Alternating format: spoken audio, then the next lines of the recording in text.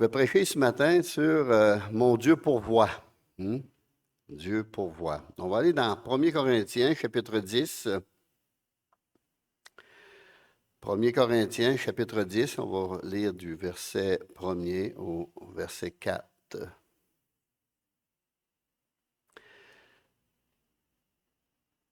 Frères, je ne veux pas que vous ignoriez.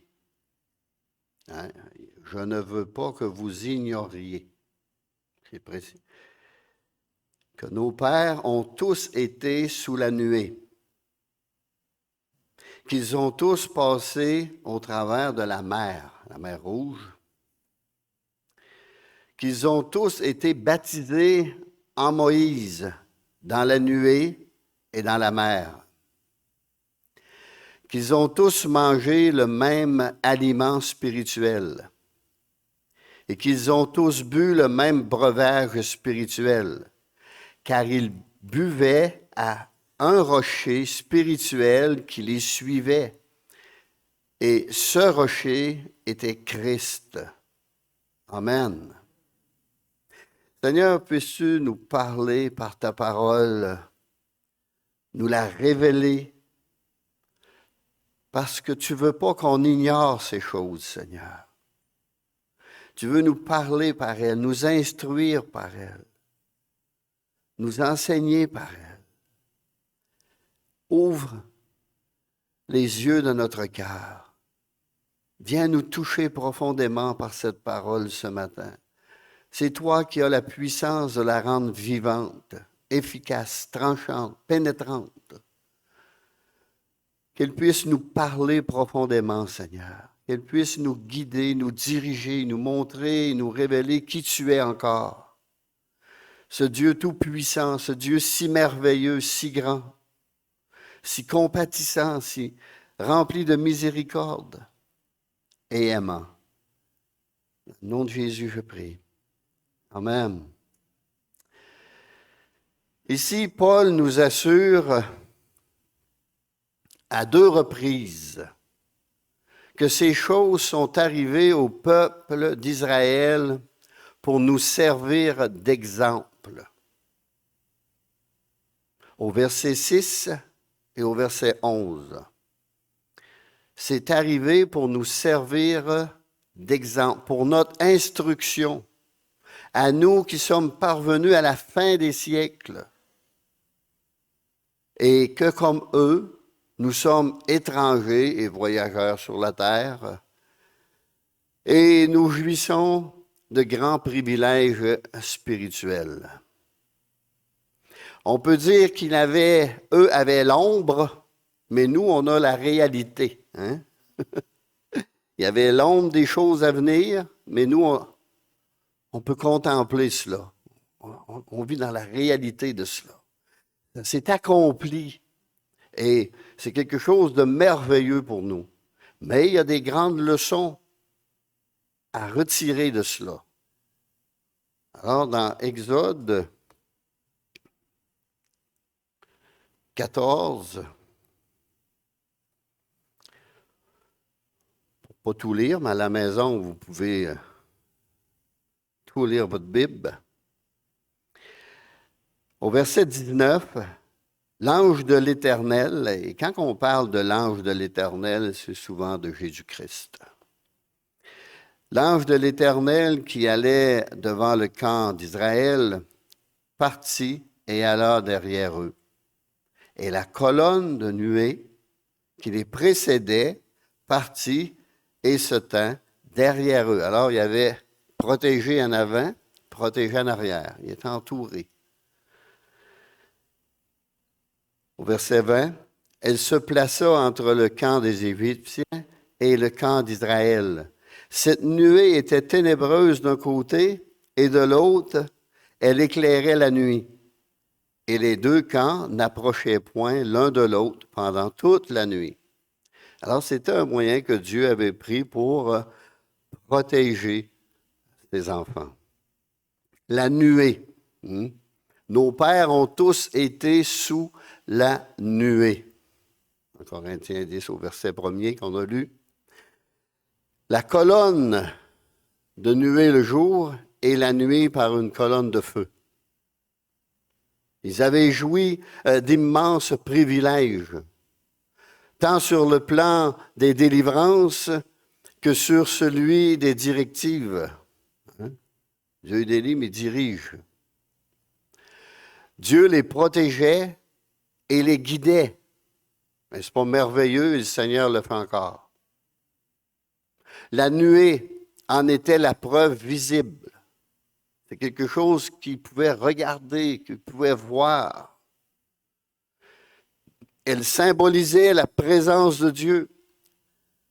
C'était miraculeux, surnaturel. C'était quelque chose de grand. Imaginez, là. Vous voyez cette nuée-là et ce feu-là qui était là devant leurs yeux. Quand elle se mettait en mouvement, le peuple la suivait. Rien ni personne ne pouvait arrêter cette nuée. Rien. Dieu seul la guidait et la dirigeait. Tout lui était soumis. Et s'ils avaient voulu marcher sans cette nuée, le peuple aurait sans aucun doute connu la confusion et l'échec. Cette nuée et cette merveilleuse lumière représentent la parole de Dieu, mes amis, la Bible.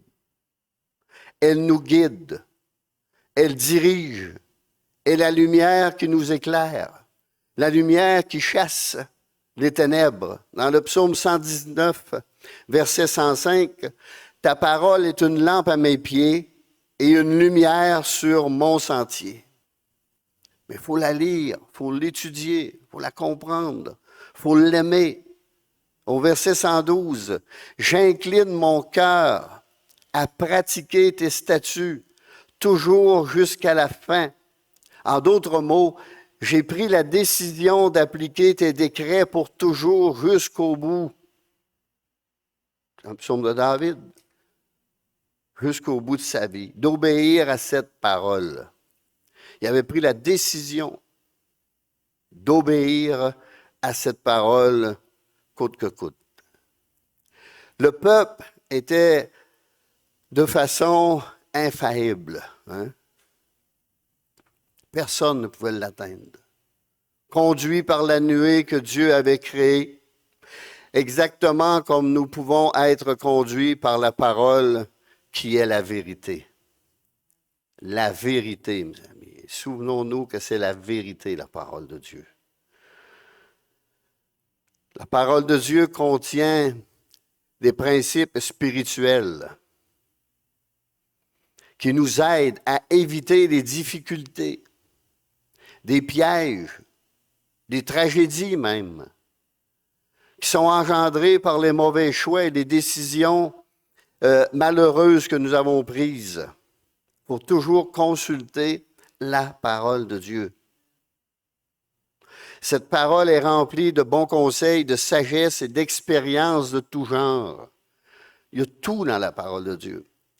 Il y a tout.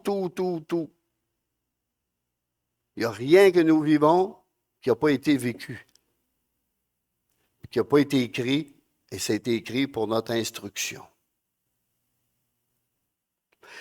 Alors, laissez-vous diriger, guider, conseiller par cette parole de Dieu.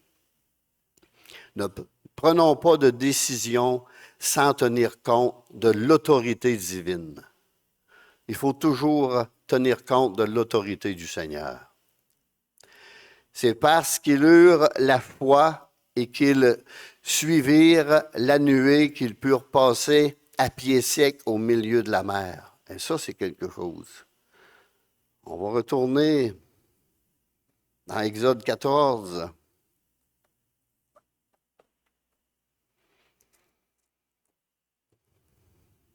Au verset 21. Moïse étendit sa main sur la mer, et l'Éternel refoula la mer par un vent d'Orient, qui souffla avec impétuosité toute la nuit, avec un vent fort, un vent violent, un genre de tornade, là. Il mit la mer à sec et les eaux se fendirent.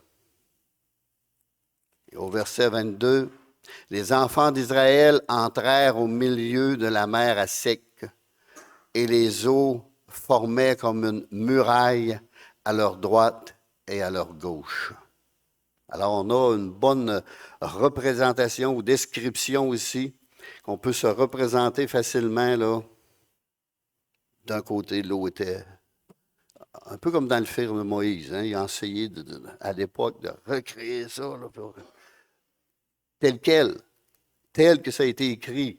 Parce qu'il y a plusieurs personnes qui ont voulu déformer cela. Satan, il essaie toujours de déformer.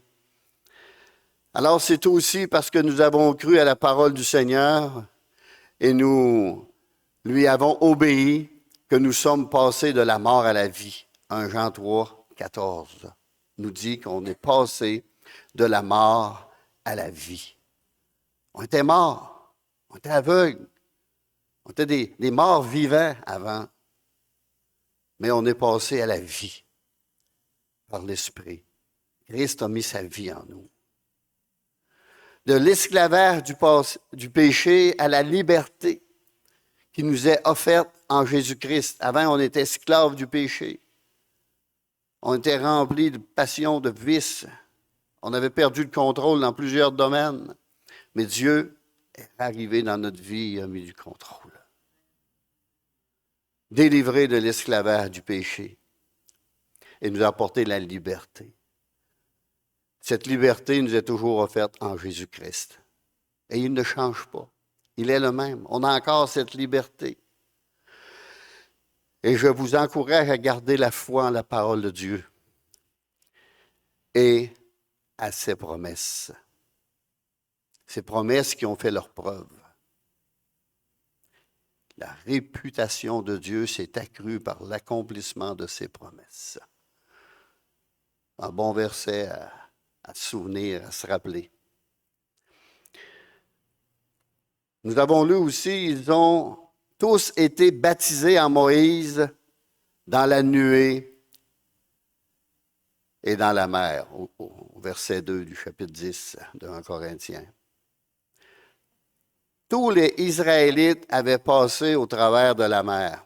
Imaginez.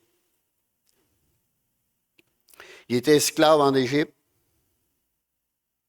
Dieu les a libérés surnaturellement par des miracles, des signes, des prodiges. Il les a conduits dans le désert et là, ils sont arrivés devant la mer. L'ennemi poursuivait. Quand on se convertit au Seigneur, l'ennemi n'aime pas ça. L'ennemi poursuit. Il veut nous arrêter par toutes sortes de moyens, toutes sortes de choses. Et là, surnaturellement, la mer s'est ouverte et ils ont traversé et elle s'est refermée sur l'ennemi. Ça, c'est notre salut, mes amis. Ce n'est pas le baptême d'eau, c'est le salut. La mer rouge. Hein? Le sang de Christ.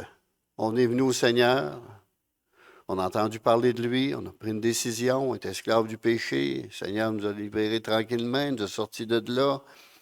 Et là, c'est l'expérience de la nouvelle naissance, mes amis. Au pied de la croix. Traverser cette mer.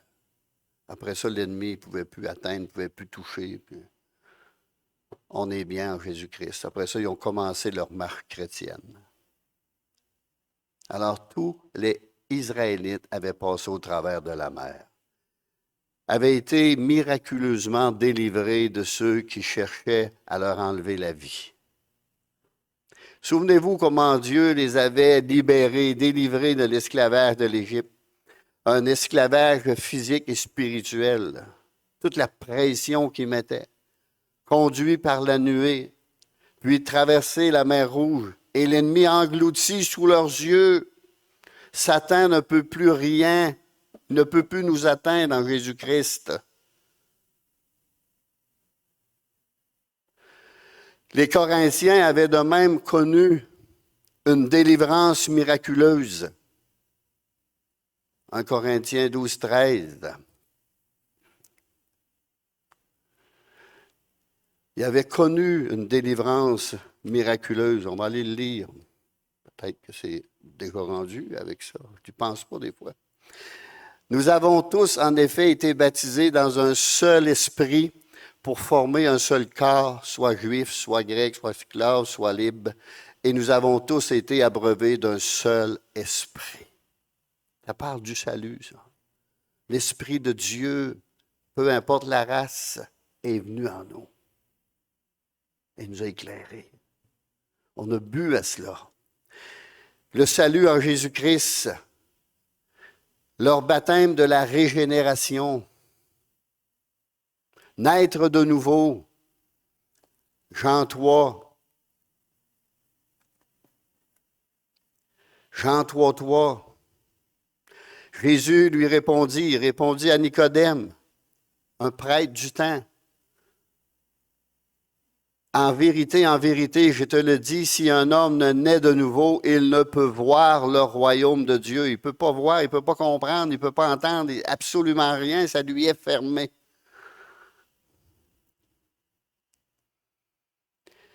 Et on va aller aussi dans Tite, là où le salut est très, très, très bien expliqué. Tite, chapitre 3.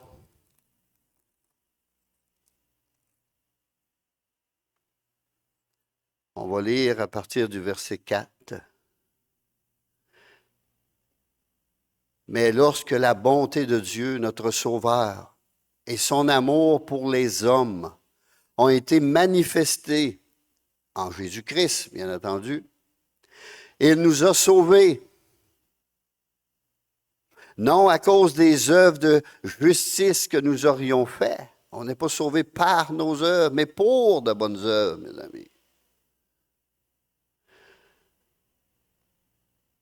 Non à cause des œuvres de justice que nous aurions faites, mais selon sa miséricorde, par le baptême de la régénération et le renouvellement du Saint-Esprit, qu'il a répandu sur nous avec abondance par Jésus-Christ, notre Sauveur, afin que, justifiés par sa grâce, nous devenions en espérance héritiers de la vie éternelle. C'est ça notre espérance. Se retrouver avec le Seigneur un jour. C'est la vie éternelle, la vie après la mort, qui ne se terminera point. Continuellement avec le Seigneur dans sa gloire. Cette parole est certaine. Et je veux que tu affirmes ces choses, afin que ceux qui ont cru en Dieu s'appliquent à pratiquer de bonnes œuvres. On n'est pas sauvé par, mais pour. Alors ici, le salut est très bien expliqué.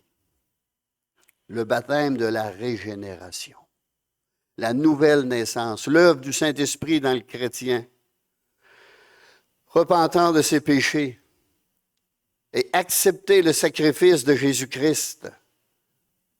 Dans Galates 1:3, que la grâce et la paix vous soient données de la part de Dieu et de notre Seigneur Jésus-Christ.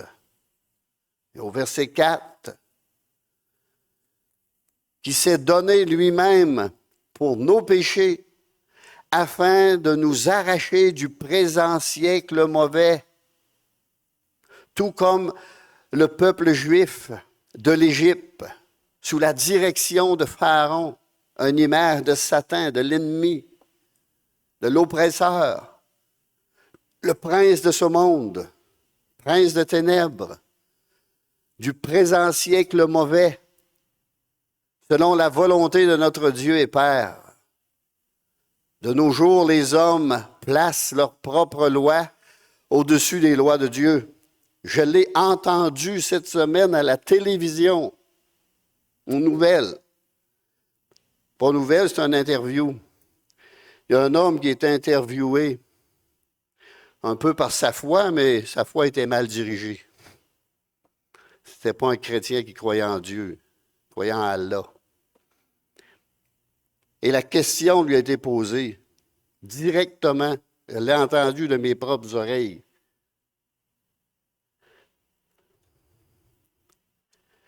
Pour toi, est-ce que la loi de Dieu est plus forte que la loi des hommes? Il a répondu non. La loi des hommes est plus forte. Imaginez, c'est dans la Bible, ça. Ça a été posé à Pierre, qui voulait défendre. Les gens voulaient défendre de parler dans le nom de Jésus. On va obéir à Dieu plutôt qu'aux hommes. Bien, je vous ai dit, vous dis que les oreilles m'ont étourdi quand j'ai entendu ça. Eux, le monde place la loi des hommes au-dessus de la loi de Dieu. Puis la question a été posée, là. Et cet homme-là, c'est une question piège pour le piéger dans toutes ces affaires, là. Il ne savait plus quoi répondre. C'était pas un chrétien évangélique, là. Non, Allah. Pour ça qu'il a dit la loi des hommes. Parce que s'il répondait à la loi de Dieu, pour moi, il perdait sa job. Ah, c'est sérieux, là. J'ai dit, on est-tu rendu là? Oui, on est rendu là, mes amis. On est rendu là au Québec. Souvenez-vous du message ou de la prédication de Pierre après avoir prêché la repentance et le pardon des péchés et le salut par Jésus-Christ. Pierre les conjurait et les exhortait, disant, « Sauvez-vous de cette génération perverse. » Est-ce qu'on a une génération perverse? Dans tous les domaines.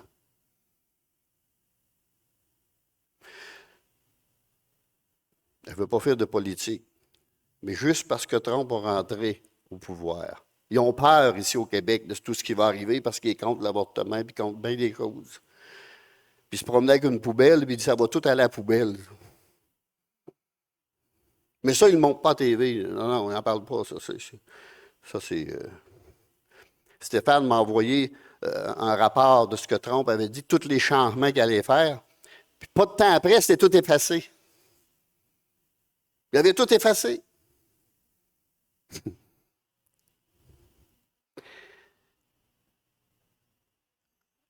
Les nouvelles, là, ils nous donnent ce qu'ils veulent. C'est du mensonge. Alors ici, sauvez-vous de cette génération perverse, ce qui signifie de se détourner de la corruption de notre propre société, mes amis. C'est tellement rendu pervers, pourri. J'ai écouté des débats sur la sexualité. Un homme, il dit, écoutez, il y a le sens biologique aussi qu'il ne faut pas mettre de côté. Un homme va rester un homme, puis une femme va rester une femme. Biologiquement, c'est prouvé, puis ça va rester comme ça. Ben là, ils font tout pour effacer cela, puis là, mêler nos jeunes. Ils envoient 250 personnes dans les écoles, puis ils ont envoyé des choses dans les écoles. Il faut que tu suives cette règle-là, il faut que tu enseignes ça, puis c'est complètement de la pourriture et de la fausseté. Puis là, il y en a qui s'élèvent contre ça, là.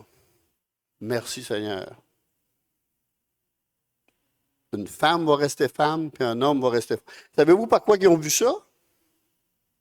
À la boxe.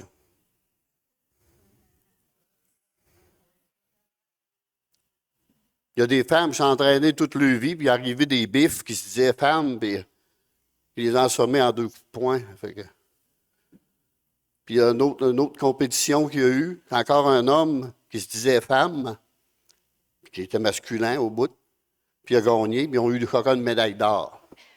Là, ça leur a révolté le monde, ça leur a réveillé le monde un peu. Voyons, il faut qu'il y ait une différence. Pas drôle là, d'en être rendu là dans notre société. Là. Commencer à ostiner notre sexualité, là, c'est assez sérieux. Là. Mais, se croyant sages, ils sont devenus fous. Vous lirez Romains. chapitre 1 et chapitre 2 à la maison. Vous allez voir ce qu'on est rendu. Un autre point, ils ont tous mangé le même aliment spirituel. Ils ont tous mangé le même aliment spirituel. La manne quotidienne, mes amis. Chaque jour, il fallait qu'elle puisait. Elle ne se gardait pas, elle pourrissait. Chaque jour. Et nous, c'est chaque jour, il faut aller dans la parole de Dieu. Le pain spirituel venant du ciel. Les Corinthiens avaient eux aussi mangé du pain venu du ciel. Jean 6, 33. Car le pain de Dieu, c'est celui qui descend du ciel et qui donne la vie au monde.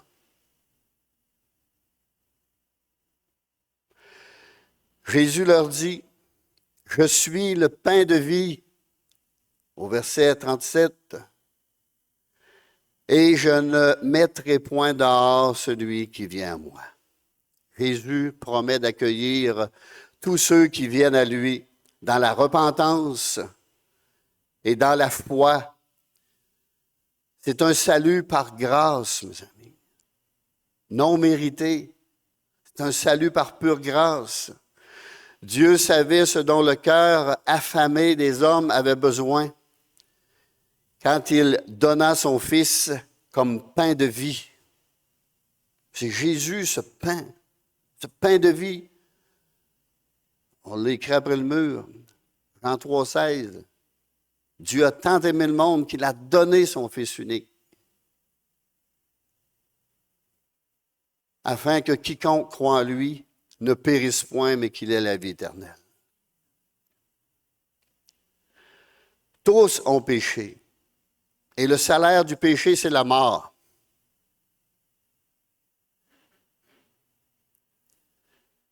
Mais le don de Dieu, c'est la vie éternelle en Jésus-Christ.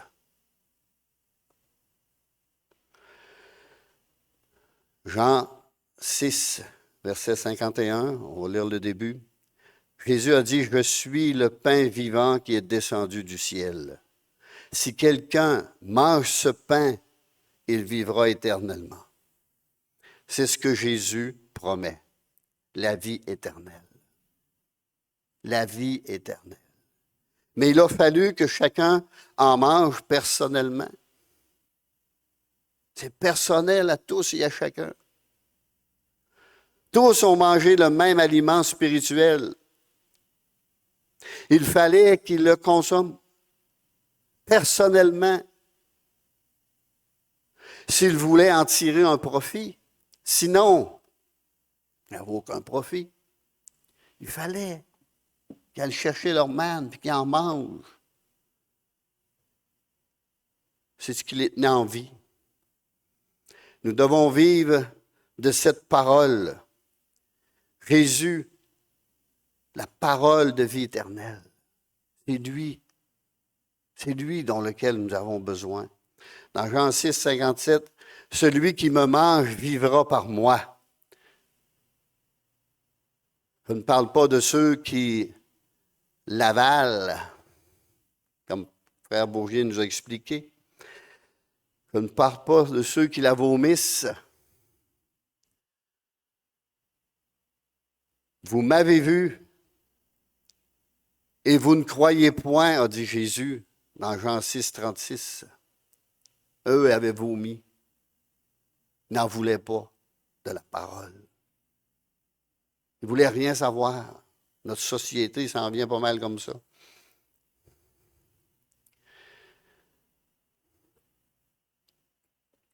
Au verset 4, le rocher qui les suivait.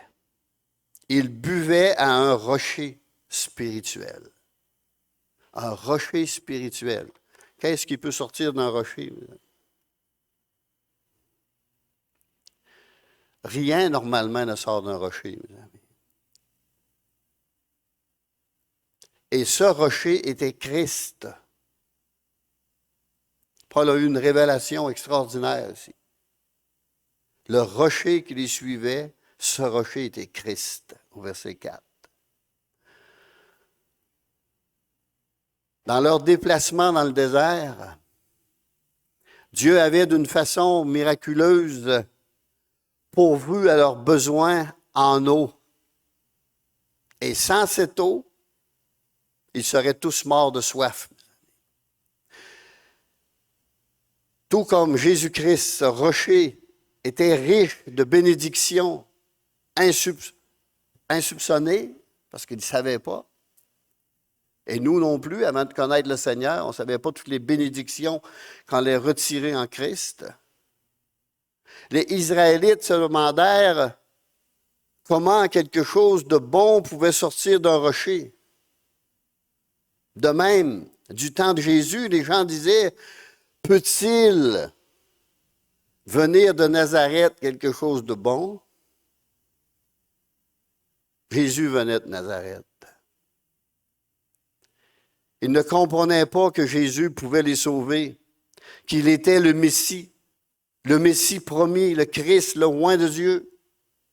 Ils n'étaient pas capables de le saisir, ils n'étaient pas capables de le comprendre. Ils n'étaient pas capables d'y croire parce qu'ils ne voulaient pas y croire. Dieu ne nous oblige pas à croire, il nous demande de croire. Dans Actes 2,36, que toute la maison d'Israël sache donc avec certitude que Dieu a fait Seigneur et Christ ce Jésus que vous avez crucifié. Qui a dit ça? Pierre. Tout comme Christ, ce rocher devait être frappé, mes amis. Dans Exode 17,6, voici, je me tiens devant toi sur le rocher d'Horeb. Tu frapperas le rocher, il en sortira de l'eau, et le peuple boira. Le rocher n'était pas frappé pour lui-même, mais pour le salut du peuple, mes amis. En parlant de Jésus, il a été blessé pour nos péchés. L'Éternel Dieu l'a frappé pour l'iniquité de nous tous. Et c'est par ces meurtrissures que nous avons été sauvés, guéris. Isaïe 53, 5. Vous relirez Isaïe 53. C'est des écritures qu'il y avait dans ce temps-là. Ils pouvaient le lire. Ils pouvaient lire dans le synagogue, ça. Tout comme Christ, le rocher frappé a déversé ses trésors cachés, mes amis. Il a fallu seulement un court moment à Dieu pour montrer à Moïse le rocher à Horeb. Mais il a fallu plus de 30 ans, 33 exactement, mes amis, pour montrer le rocher qui était Christ. Car toutes les années de son pèlerinage terrestre dévoilèrent son caractère divin. 2 Corinthiens 5, 19. Car Dieu était en Christ. Dieu était en Jésus-Christ, réconciliant le monde avec lui-même. Alors, à travers la mort expiatoire de Christ, Dieu a retiré la barrière du péché et a ouvert la vie pour que les pécheurs retournent à Dieu. On ne peut pas retourner à Dieu sans Christ. C'est notre médiateur, c'est notre intercesseur, c'est lui qui a été cloué entre ciel et terre. La réconciliation devient efficace pour chaque personne au moyen de la repentance et de la foi en Jésus-Christ. Romains 3, 22. Justice de Dieu par la foi en Jésus-Christ pour tous ceux qui croient. C'est bien entendu que ce n'est pas écrit pour ceux qui ne croient pas. Ceux qui ont pris la décision de croire. La foi vient de ce qu'on entend vient de la parole de Christ. Au verset 24 de Romains 3, ils sont gratuitement justifiés par sa grâce, par le moyen de la rédemption qui est en Jésus-Christ. le jour où Jésus a été frappé et percé, une source purificatrice a jailli pour un monde pécheur. L'eau a sorti de son côté. L'eau, ça représente l'Esprit Saint, le Saint-Esprit, la puissance de l'Esprit Saint. Le symbole qu'on a dans la parole de Dieu, dans l'Ancien Testament. Vous tous, dans Isaïe 55, 1, vous tous qui avez soif, venez aux eaux. Venez aux eaux. Si on n'a pas soif, ça peut arriver. Seigneur, crée en moi cette soif, ce désir. Je le veux. Ouvre mes yeux. Si vous priez Dieu, ce n'est pas le diable qui va vous répondre. Tout comme Christ, ce rocher spirituel les suivait, mes amis. Je vais relire 1 Corinthiens 10, 4. Car ils buvaient un rocher spirituel qui les suivait, et ce rocher était Christ. Cette eau coulant du rocher était pour eux une bénédiction permanente. Le rocher les suivait et cette eau pouvait les satisfaire à chaque instant pendant leur marche. Et c'est encore cela pour nous. Jean 4, 14. L'eau que je lui donnerai deviendra en lui une source d'eau qui jaillira jusque dans la vie éternelle. Alors oui, Christ est notre rocher. Le rocher de notre salut. Un salut éternel est notre satisfaction permanente. Vous voulez être satisfait? Allez puiser dans la parole de Dieu.